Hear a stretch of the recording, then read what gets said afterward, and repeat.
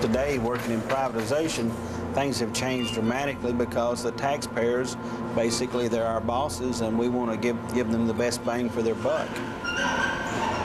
The males go to school and participate in work programs during the day, and at night, the females population are doing the education programs and actually doing the work details at night. So we're running basically 24 hours around the clock. Sisters, who are we?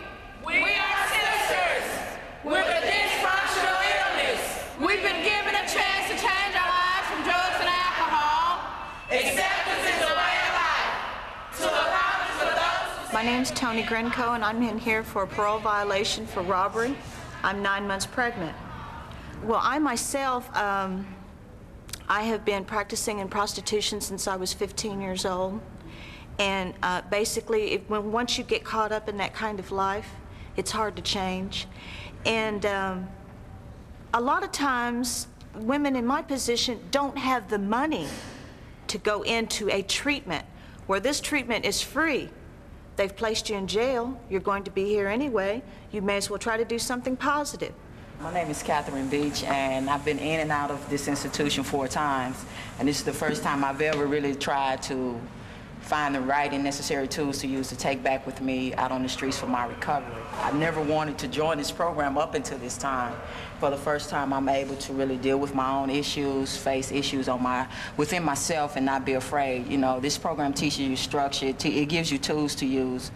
It teaches a woman how to get up and speak in front of other people. There are so many different things that they touch on. You know, they say it's 120 days, but in 120 days, they touch on every single area. What did you keep coming back for? Drugs, violation of parole, still wanting to do things my way. We, the Sisters of Chances, have been recycled and reborn. We leave a message for the next group that comes along. Take our advice and carry it on. Chances is a new beginning. A group is never ending. Take a chance. This is a sign you wear when you got a big mouth, when you talk too much. So I've got a big mouth and I can't talk at all. This is a sign you have to wear when you oversleep. And you have to crow every morning.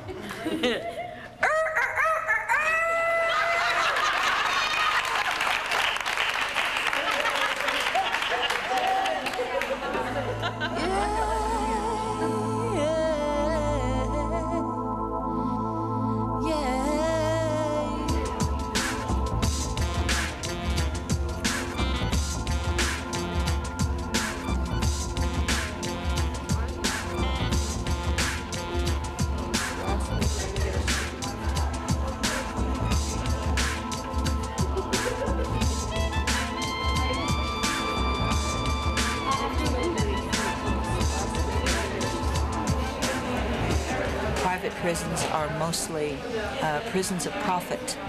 A lot of times we don't get our issues of paper like we need, like toilet paper and sanitary napkins and things of this nature. And sometimes if a woman comes in here and is supposed to be sent to the penitentiary, well, her papers may get lost or anything could happen. Just to hold her over because they get paid every day. Each individual is in here. You want to add to it, Kat? You're not going to get the medical attention that you really need. This knee popped out of place and told it was a sprain. Well, a year later, come to find out my whole ligaments, the cartilage, all of that was torn.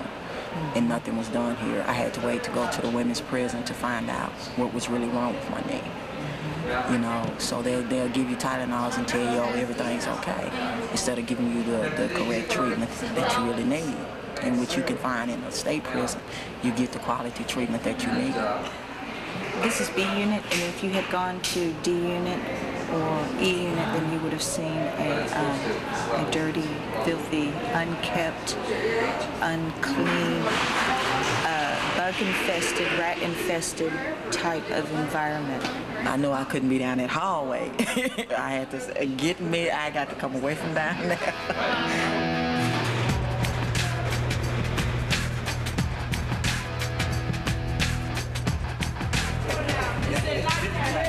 Lockdown, everybody on your bunk. Everybody on your bunk. Lockdown. Come on, ladies. Anybody on this side over here? You have to have a sense of humor in this place, you know. It's us women, you know, who make each other's days, make each other laugh to get along in this place. You know what I'm saying? Singing as far as the guards. In here, we just seem like we just balled up. It seems like we just so close that we can't turn till we bump into, unless we bumping into somebody. We just feel so tight in here, you know, with no space and room. And it's too crowded. You got women sleeping around on the floor, in the storage room, in the closet, in them boats. The idea that you would contract out to the lowest bidder the right to punish your own citizens creates all sorts of incentives that have nothing to do with public safety. And I think it's going to create a force in this country that will always push for the growth of the prison system, regardless of whether it is needed to actually protect people from crime. What does the crystal ball say for the future? Oh, I think society's heading to a little tougher, more sterile society where people are put away for a longer period of time. And high technology where you have less human influences. You know, the less human contact we have with the inmates, the better and more safer it is for the people who work within the industry. I invented the BOSS, which is the Body Orifice Security Scanner. It was designed with the intention of picking up handcuff keys and single-edge razor blades that are hidden in body cavities for inmates in correctional facilities. It does the oral nasal cavity. If I take a handcuff key, the inmate simply sits down in the chair. The arms position you directly over the active field, and it puts the anal-vaginal cavity directly over the coils of wire. A huge market for us is Russia, China, South America. Australia is a wonderful market. Recently, we developed a new machine, and it is actually designed to do penal searches. It is called the PC, or Pecker Checker.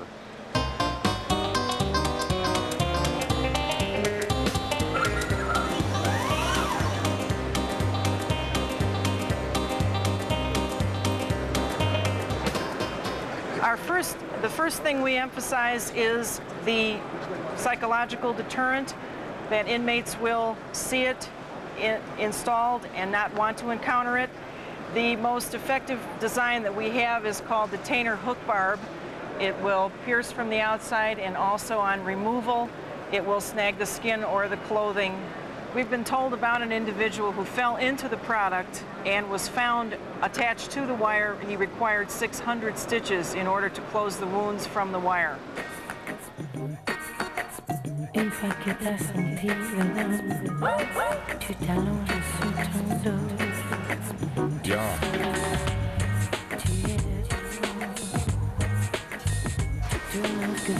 Because prisoners have become a source of profit, they become a commodity.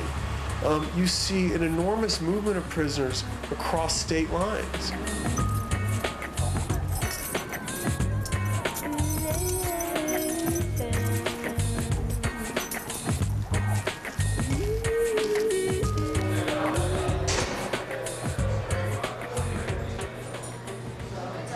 When I first came here, I was on the first group that came here from Alaska in January of 1995. There was approximately under 200 of us. Since then, the population has climbed to 800. That's just Alaskan inmates, and they're still claiming that at home the prisons are full, or in fact overcrowding, okay? So this has been their sort of safety valve, okay? When it gets to an epidemic proportion where they gotta get rid of people, they're putting them on planes, busing them to Arizona. This is the biggest prison in Alaska, believe it or not.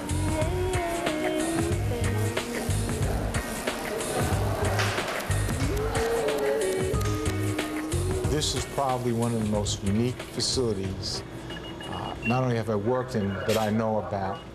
It started originally as a 520-some-odd bed prison. We are now up to 25 to 2,600.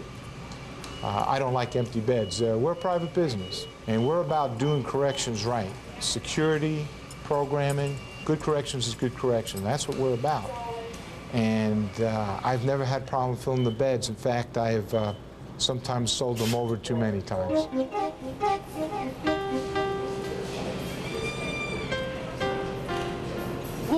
at a minimum facility in Oregon. Our families could come see us every weekend, and one day they just said, roll up, you're no leaving. Explanation. No explanation, no forewarning. Roll up, you're leaving. And we were brought here. We were in a minimum security prison, and now we're in like maximum security situation. So it's a lot more severe.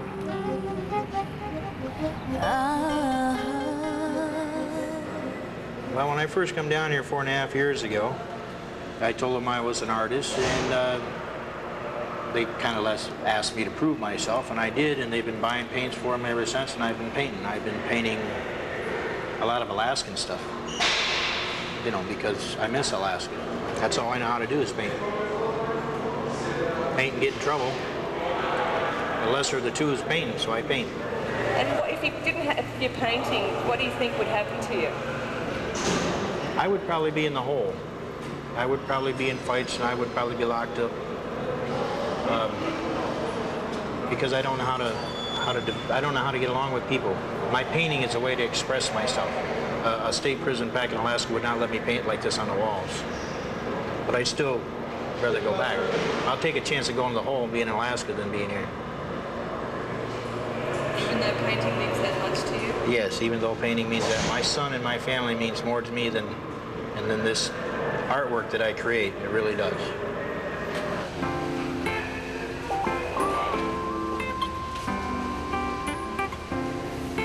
I think in order for any person in a position like this, that family contact, good family contact is essential. I mean, that keeps your spirits up and keeps you, motivated, I mean, because of course you want to go see family. It's been 4.5 years since I've seen my family. All my immediate family live in Alaska, and to go from Alaska to Arizona is quite expensive. My mom is 57, and it's been quite a few years since I seen her. And one of my concerns was that she's not like in the best of health, and I know it would hurt me real bad if something happened to her. If I didn't get to see her again, that would be just like, devastating. Obviously, because I have a real close relationship with my mom.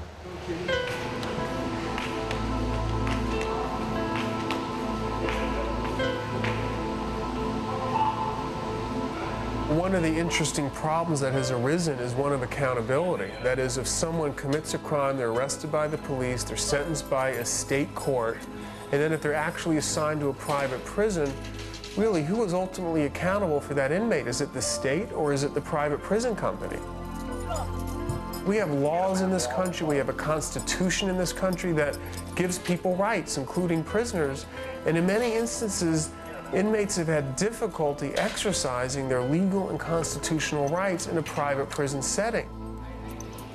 As in any population, you're going to have unruly individuals. What we do is we have certain areas where you isolate them away from the general population. We call that segregation. A person in segregation spends 23 hours out of 24 inside a cell. It's called isolate and control. The company has enormous power. It takes on traditionally state functions, that is, controlling the inmate, having disciplinary hearings in the prison when something goes wrong, having enormous power to recommend release or parole. And these are traditional state functions that the state has essentially handed over to private industry. Most of these individuals are incarcerated in the segregation area because they've done something such as maybe engage in a fight with another inmate, or they may have attempted some sort of an escape plan, or they've perhaps even attempted some sort of what we call an insurrection. In other words, tried to get a group of inmates together to do something that's against institutional policies. It's been a real fun experience for me. I've had the occasion to learn a lot about different personalities and different people. And that's basically what we're all about in the corrections field, is we're in the business of managing behaviors. That's our business. It's a growing and dynamic company, and I think the thing that is best reflective of the company is the fact that there are so many opportunities out there for everyone.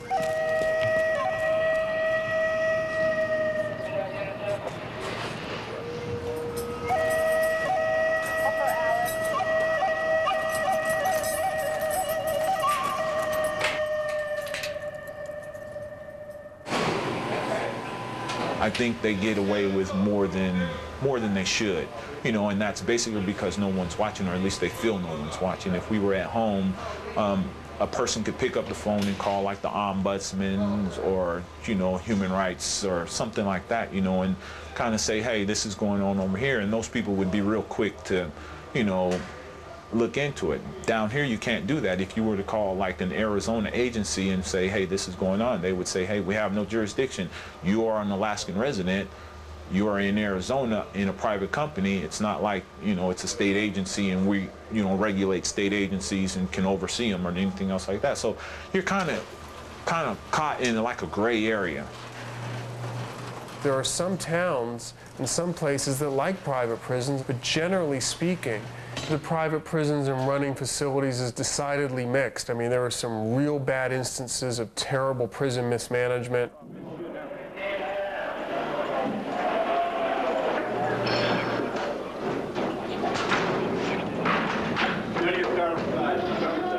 The Brazoria incident is a perfect example of the extent to which the violations of people's rights can occur with impunity in private prisons, which isn't to say that they don't occur in public prisons. They do. Brazoria indicated to people that there is a serious problem in prisons in this country, and especially in private prisons. Crowd, motherfucker, crowd! One of the problems that investors on Wall Street see in the private prison industry is that it is not that reliable an industry.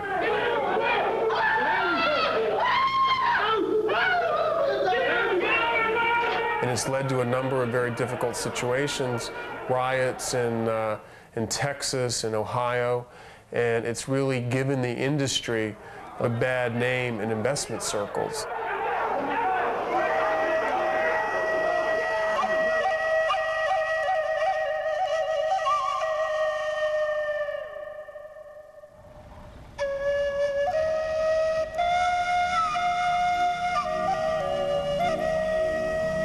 The private prison industry is so confident these days that they are literally going into places and building prisons on spec. That is, they're financing the entire prison with no guarantee that states will actually send inmates there. What you're looking at in the background is a California correctional facility built by a company called CCA on spec for approximately $100 million. Our goal as a city is to have it full of prisoners, 2,304 beds full, and so that we will have 500 additional jobs brought into the city. Citizens, for the most part, are very, very excited, very glad we're here. It's going to be a boon to the economy here. It has caused me to buy this shopping center here. Then it looks beautiful. It doesn't look like a prison. I like that. And it's not right in town, it's out of town. But it's a very nice setting, and I believe it's going to be good for the community. Our economy was terrible. From about 1990 to 1997, 98, for example, we didn't build a single house. In fact, if you drive through town, you'll notice that there are still many HUD houses and abandoned houses in our town. It looked like we had almost a ghost town for a while. And now that is gone. Well, everybody thinks they're going to get a better job and, you know, have a better lifestyle, and it'll be permanent because that prison's going to be there forever. Well, this pile right here is applications for the prison that has been turned in. And this stack over here is employees that have been hired. So it's big business for California City right now. We'll walk through it and position yourself, Mr. Virgo. At this point in time, he stabilizes the pressure point and he gets compliance from the subject. At this point in time, apply pressure. Clap your hands. Clap your hands. Clap your hands. Okay. Good job. How many methods of application can be used here? 3. Which are they? Just a little bit of training that I've had, it made me realize you don't want to be breaking the law because it's not going to be a fun experience, you know. It's going to be, you're going to be treated humanely, but that's about the extent of it, you know. All your other rights, all your other freedoms, they're gone. They're gone. You can't go to McDonald's. You can't do the things, you know, that you want to do when you want to do them. Somebody is telling you when you're going to do them and when they want you to do them. And it's just made me realize that I'd much rather be a correctional officer than be an inmate. It's hard to imagine how it's going to be. We've been through such a drought as far as the economy is concerned that we really, really need these jobs. And the jobs are what we call kind of non-polluting, soft jobs, you know, to where there's no manufacturing, they're not putting out any pollutants or anything like that. It's just a kind of a people bid. It's like running a hotel for people who didn't pay their last bill at the last hotel they stayed in. It's one of those kind of things.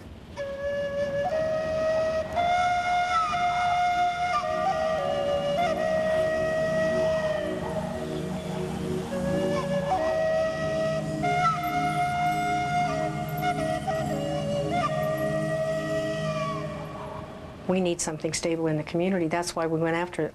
We didn't do it as a city, we did it as a whole community. And it has boosted the morale of the community tremendously, because before that we had nothing to look forward to, you know, and now we do. I told people I was so excited personally, you know. I said, we've lived here a long, long time. I said, it's not ever going to be the sleepy little town that it has been. The city has been down, but now it's coming up, and yes, it's going to cause a lot of people to come to town. It's the beginning of the beginning. If we reach the point where we want to scale back the prison population, there are so many jobs now in America that depend on the existence of a huge prison population. These towns would probably not survive economically. What we're witnessing is the emergence of the prison to incapacitate and warehouse and hide away vast numbers of people who are no longer considered useful, communities to be hidden and thrown away. That's not going to be a problem of an empty prison and a warden without any prisoners. I guarantee it. This place will be full soon enough.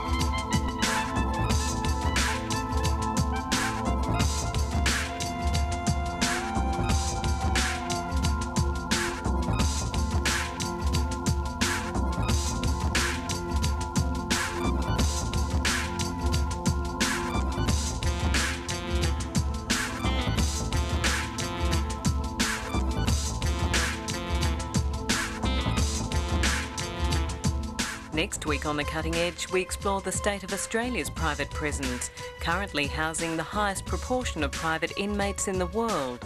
That's Business Behind Bars, 8:30 next Tuesday.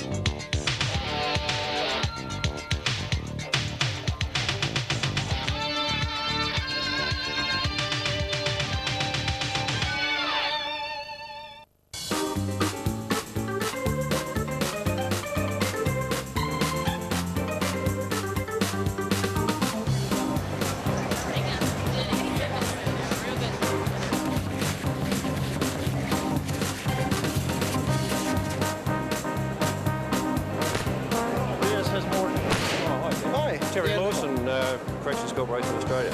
Good to meet you. US and UK multinationals have been operating private prisons in Australia for about 10 years. You might be surprised to hear that Australia has 20% of its entire population under private management control, which is the largest percentage in the world today. Hi, how you going? Terry Lawson. Nice to meet you. Thank you. We have everything from our standard 452 sting ball grenade. We like to term them instant attitude adjustment and behavior modification devices. Hey, let's calm down. Let's calm down. Hey, put the rake down. Put the rake down. No, put the rake down. Put the rake down. Drop